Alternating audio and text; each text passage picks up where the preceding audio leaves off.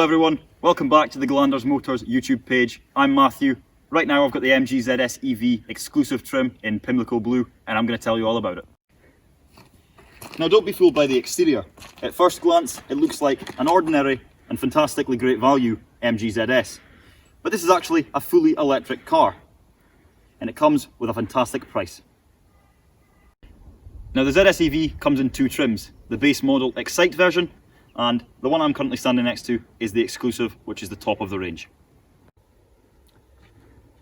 Now there are disadvantages of taking a normal petrol combustion engine car and making it electric. For starters, the front overhang of a car made to fit a combustion engine, and maybe the wheels are a little bit small.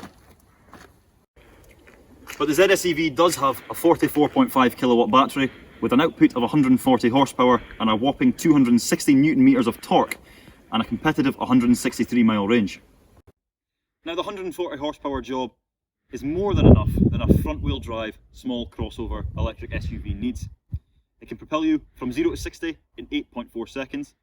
The suspension doesn't feel uncomfortable and isn't interrupted by torque steer, and your traction control doesn't endlessly go off. Now the battery in the ZS EV isn't as big as some of the rivals in its class, with the Peugeot E2008 and Hyundai Kona fitting in there, but it does help keep the price fair and the weight of the car reasonable.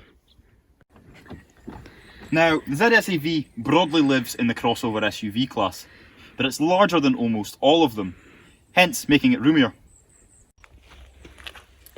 So MG, electric and crossover. Three words that will have MG's cult followers foaming at the mouth with rage. But it's time for them to calm down. It's a different generation now. The helmet and goggle wearing sports car days of the 1950s are over, and MG are starting to show real promise and potential for the future of the electric car market.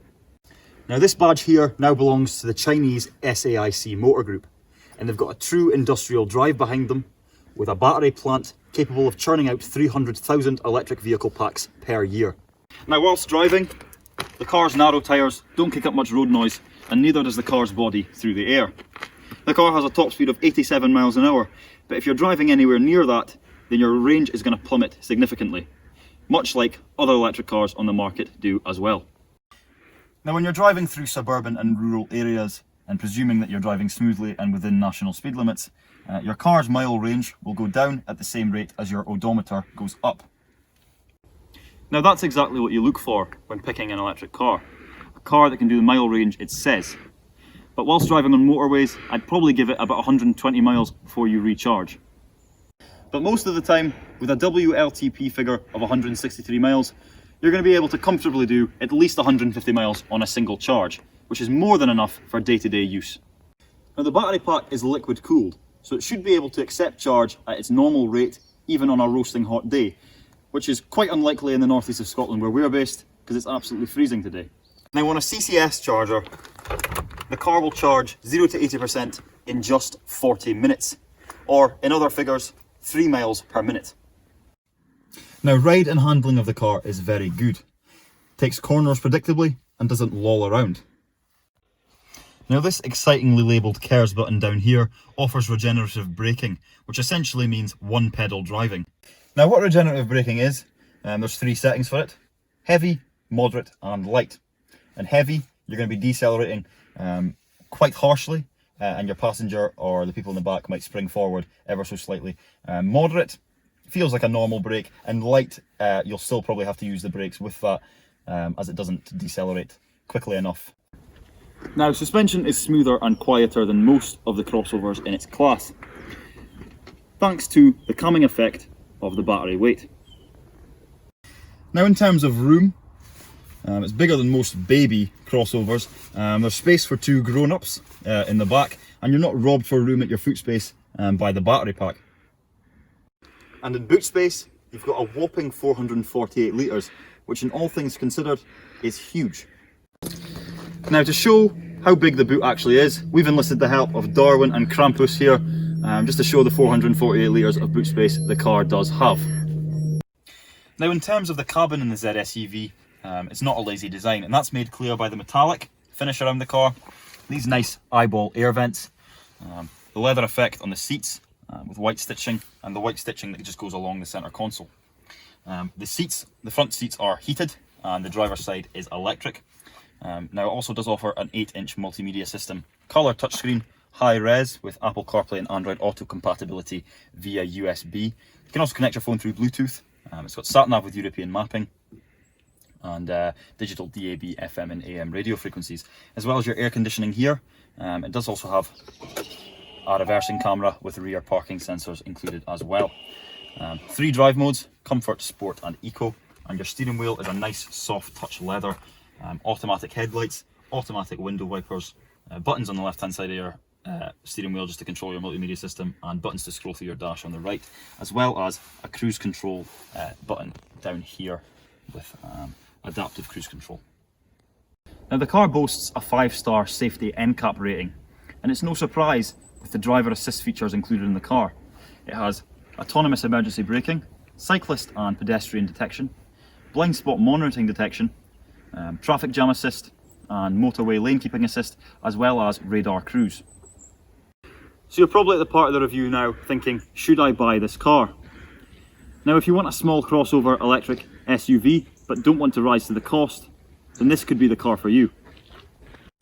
Now say you run a petrol crossover for 8,000 miles a year with an average of 35 miles per gallon. You're going to be spending about £100 on fuel every month. Whereas this, at your home, will only cost about £6 to get a single charge out of it.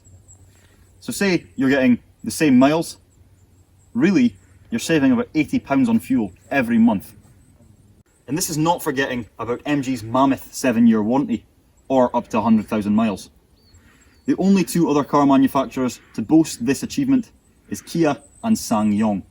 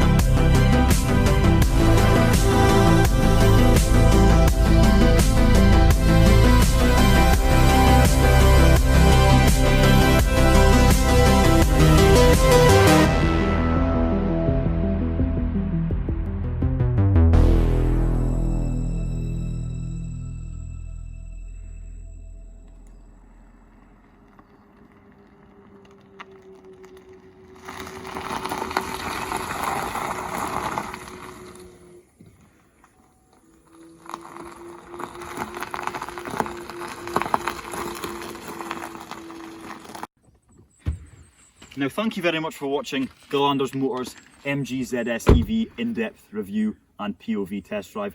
If you've enjoyed, please leave a like, comment and subscribe. Let us know what you'd like to see next, and as always, thank you very much for watching. Goodbye.